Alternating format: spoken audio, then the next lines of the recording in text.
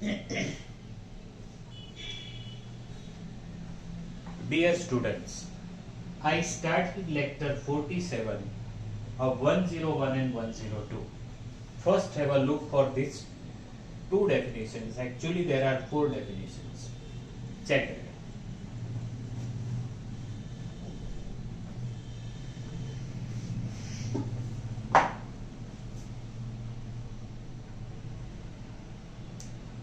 Read it at least twice and write it at least twice.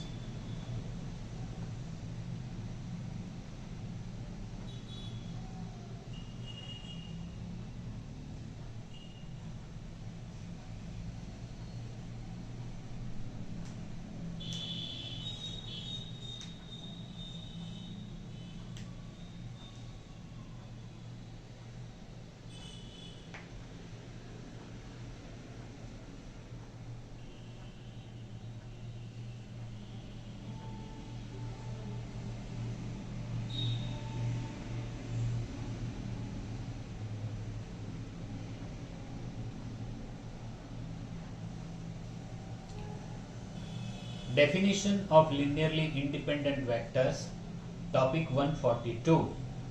Let x1, x2, xn be vectors.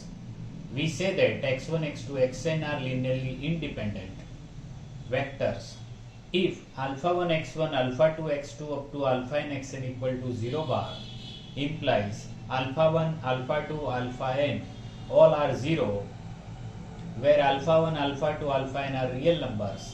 Means if this equal to 0 bar means null vector, then all alphas are 0, then we say that x1, x2, xn are linearly independent vectors.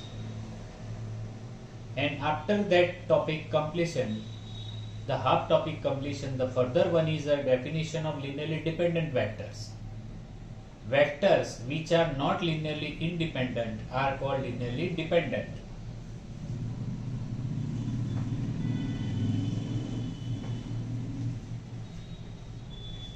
So we have key of this definition is here.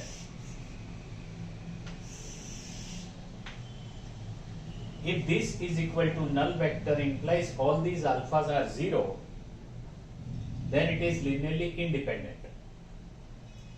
Vectors which are not linearly independent are called linearly dependent. So check this definition properly and then we go for the definition of row rank and column rank.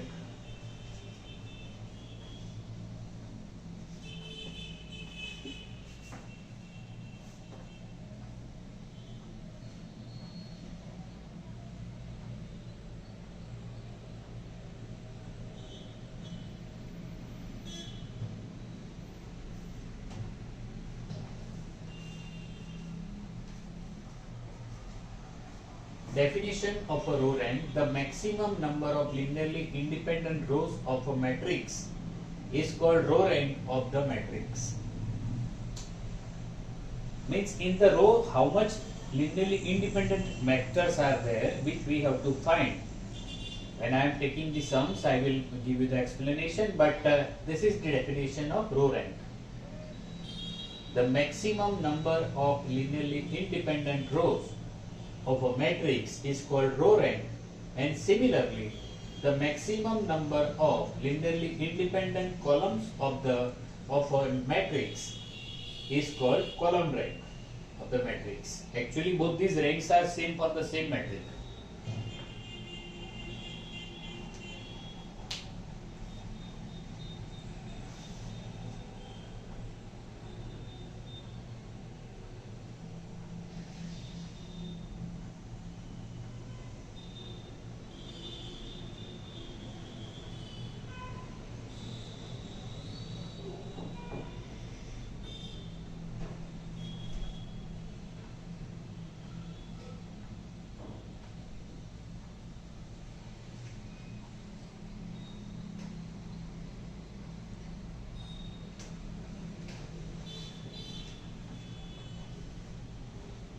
So for the sums, all these definitions and the theory portion we have done here for this unit. I will give you some more explanation after few sums I will done. and then we will go for the further topics of the matrices.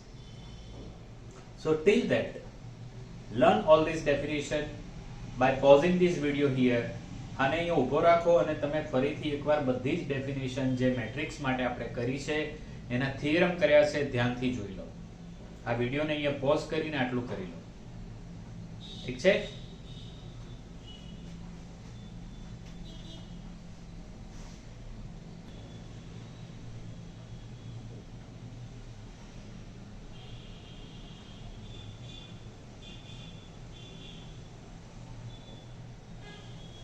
We have one statement on the board of the sum. Read it.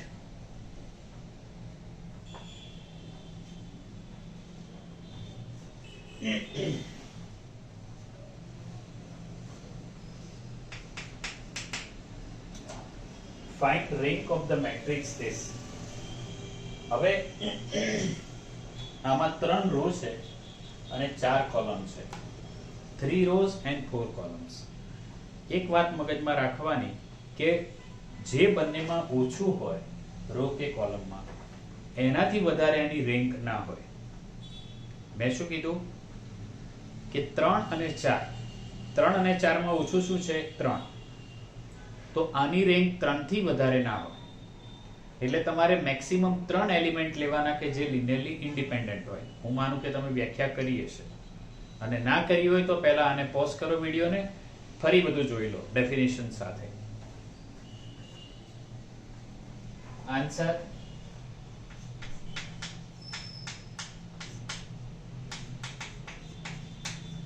here alpha 310, beta 2 minus 1 1, gamma 0 2 minus 3 is null vector છે ને. alpha x1, alpha 1 x1, alpha 2 x2, alpha 3 x3 equal to 0 બાર આપણે definition માં છે, પણ મેં અહીંયા alpha beta gamma લીધું છે. સામે 0 બાર છે, એની જગ્યાએ 0 0 0 લખ્યું છે. જોઈ લો. therefore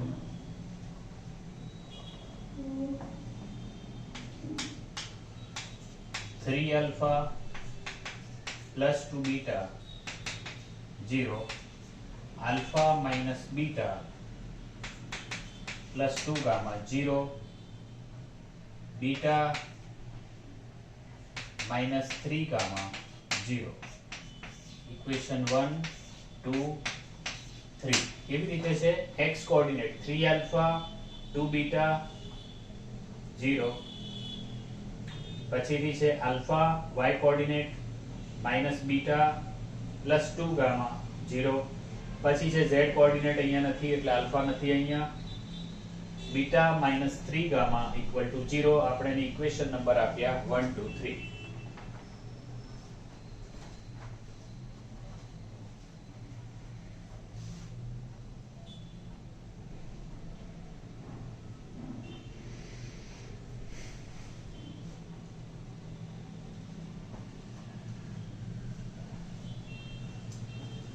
આના ઉપરથી તમને મળશે this implies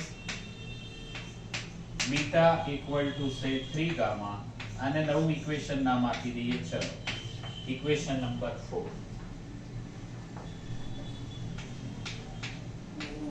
therefore 2 and 4 implies alpha minus 3 gamma 2 gamma 0. જો બીટા ની કિંમત 3 gamma. This implies alpha minus gamma 0. This implies alpha equal to gamma. Say this is equation number 5.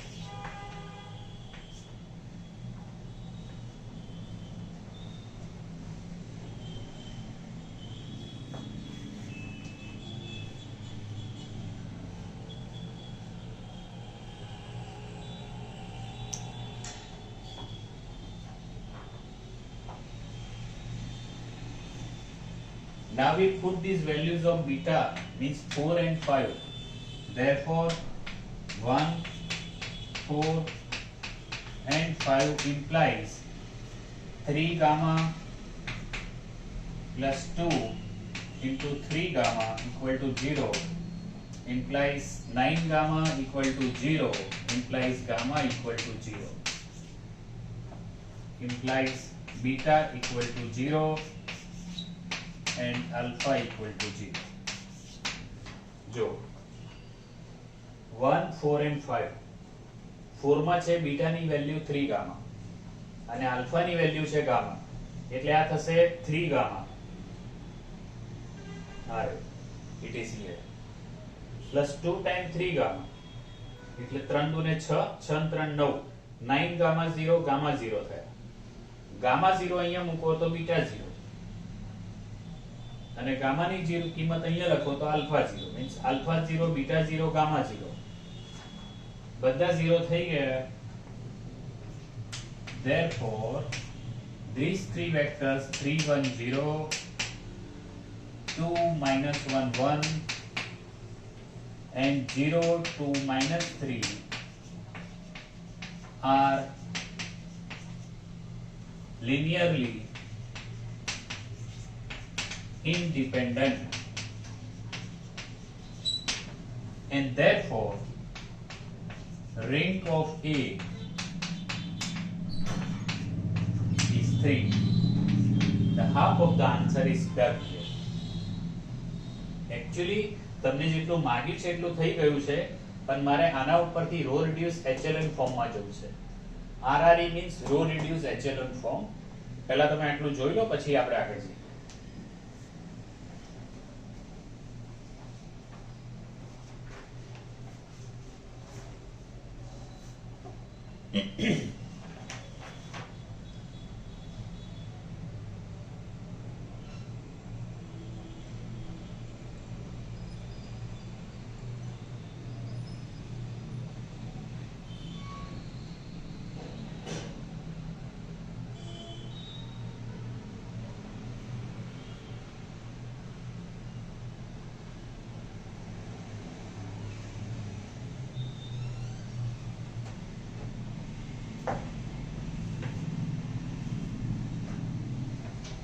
Row reduced echelon form.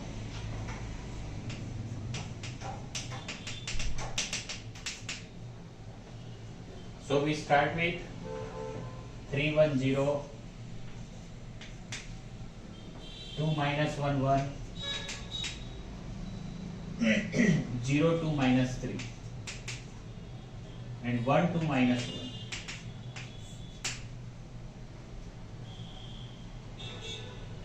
આપણે શું કરવાનું છે 1 0 0 1 0 0 1 0 0 આ જગ્યાએ પહોંચવાનું છે. શું પહેલા અહીંયા 1 લાવવાનું, આ બંને જગ્યાએ 0 લાવવાના, પછી અહીંયા 1 લાવવાના, આ બંને જગ્યાએ 0 લાવવાના, પછી અહીંયા 1 લાવવાના, આ બંને જગ્યાએ 0 લાવવાના.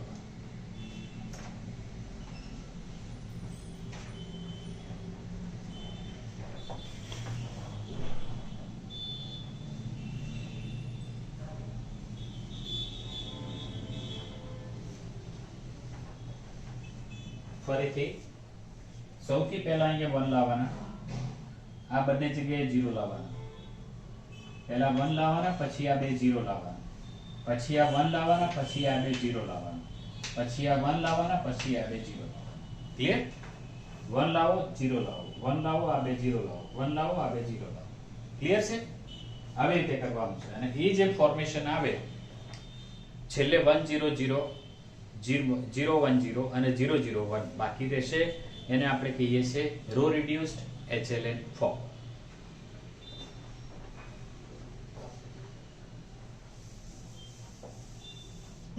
તો પહેલા અહીંયા 1 લાવવા હોય તો પહેલી જે રો છે એને 3 થી ડિવાઈડ કરવી પડે. Divide first row or multiply first row by 1 by 3. So we have 1 2 by 3 0 1 by 3 1 minus 1 2 2 0 1 minus 3 minus 1. બરાબર છે? જો આખાને 3 થી ડિવાઈડ કરી દીધા.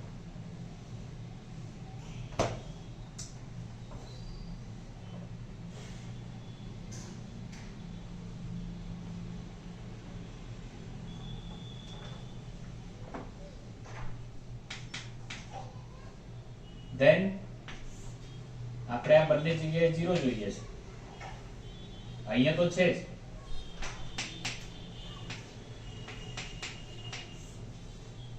અહીંયા છે એટલે આમાં કોઈ ફેર થવાનો નથી, પણ જો અહીંયા તમારે 0 જોઈએ છે તો શું કરવું પડે? આ બંનેની બાદબાકી કરવી પડે. મલ્ટીપ્લાય ફર્સ્ટ રો બાય -1, પહેલી રો ને -1 થી ગુણાકાર કરી બીજીમાં ઉમેરો. Multiply first row by -1 and add in second row. તો આ થશે -5/3 to +5/3.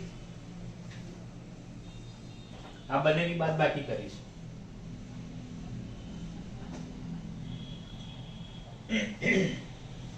સમજી લો 1 - 1 0, -1 - 2/3 -5/3, 2 - 0 2, 2 - 1/3 +5/3. અને હવે શું લાવવાનું છે? આ 1 લાવવાના છે. એ 1 લાવવાના છે એટલે અહીંયા 1 લાવવાના છે. જો ત્યાં 1 લાવવાના હોય તો શું કરીશું?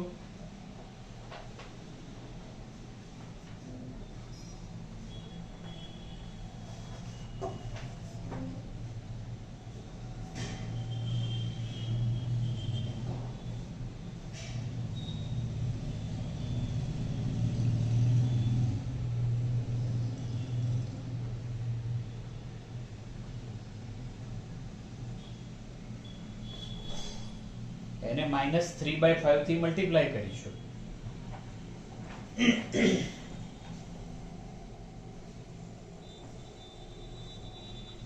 મલ્ટીપ્લાય સેકન્ડ રો બાય -3/5, શું મળશે?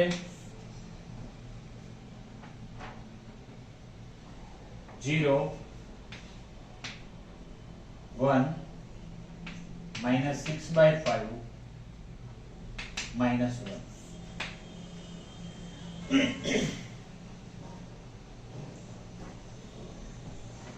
1 2/3 0 1/3 0 1 -3 -1.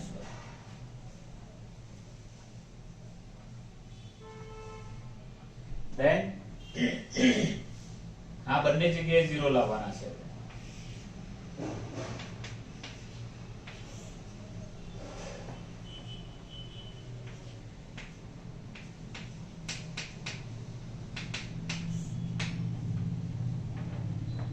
અહીંયા 0 લાવવા હોય, multiply second row by -2/3 and add into first row. તો અહીંયા તો 0 ને ગમે તેનાથી મલ્ટીપ્લાય કરશો આવું જ રહેશે. આને -2/3 થી મલ્ટીપ્લાય કરીને આમાં ઉમેરશો તો 0 થઈ જશે. આને 2/3 થી મલ્ટીપ્લાય કરશો એટલે 12/15 અને આમાં ઉમેરી દેશો. 12/15 means it will be 4/5 અને આને -2/3 થી મલ્ટીપ્લાય કરશો એટલે 1/3 + 2/3 તો અહીંયા આવશે 1.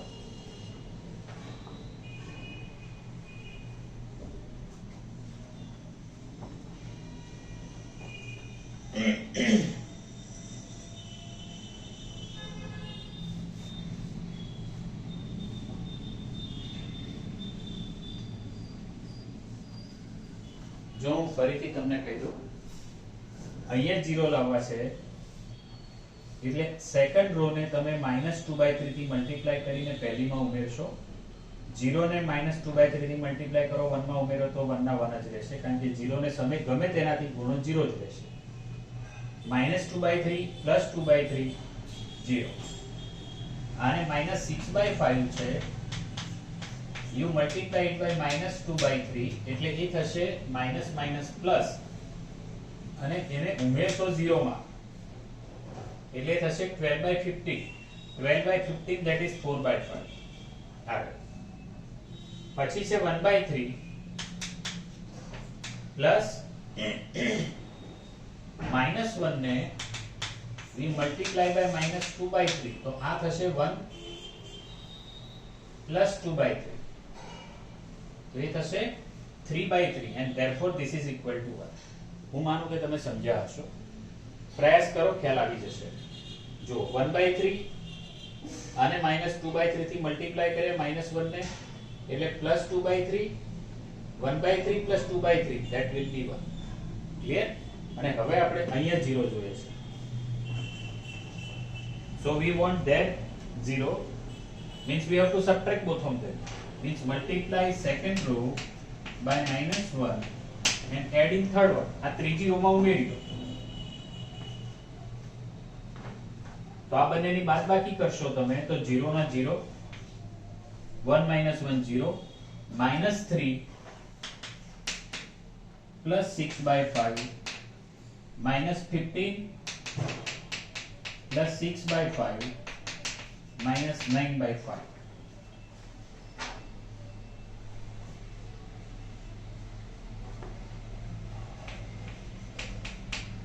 અને આ બંનેની બાદબાકી કરશો તો અહીંયા 0.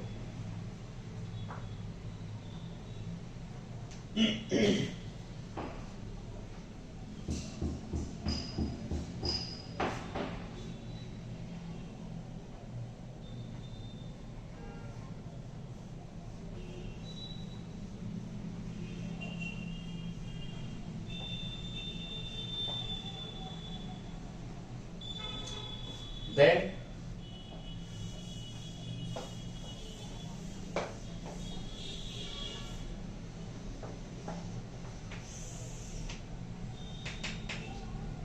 we want 1 there. અહીંયા 1 જોઈશે એટલે શું કરવું પડે? Multiply third row by -5/9. આને -5/9 થી ગુણાકાર કરો તો તમને શું મળશે? 0 0 1 0 0 1 -6/5 -1 1 0 4/5 and 1.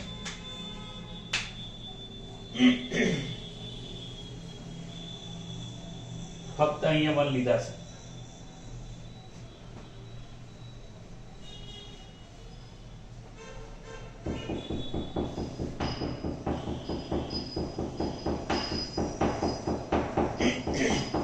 હવે આ બંને જગ્યાએ 0 જોઈએ છે.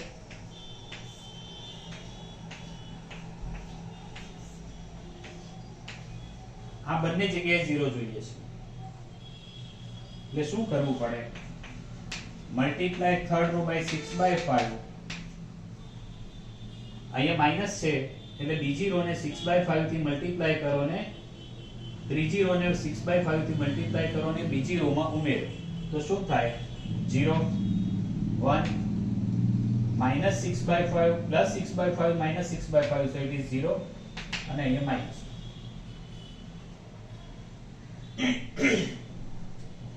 પછી આપણે અહીંયા 0 જોઈએ છે તો શું કરવું પડે? Multiply third row by -4/5 and add in the first one. જો આ 0 છે એટલે 1 રહેશે, 0 છે એટલે 0 રહેશે, 1 છે એટલે નેગેટિવ થઈ જશે, 0 છે એટલે 1 રહેશે. અને આ જે છેલ્લું આવ્યું છે this is row reduced echelon form.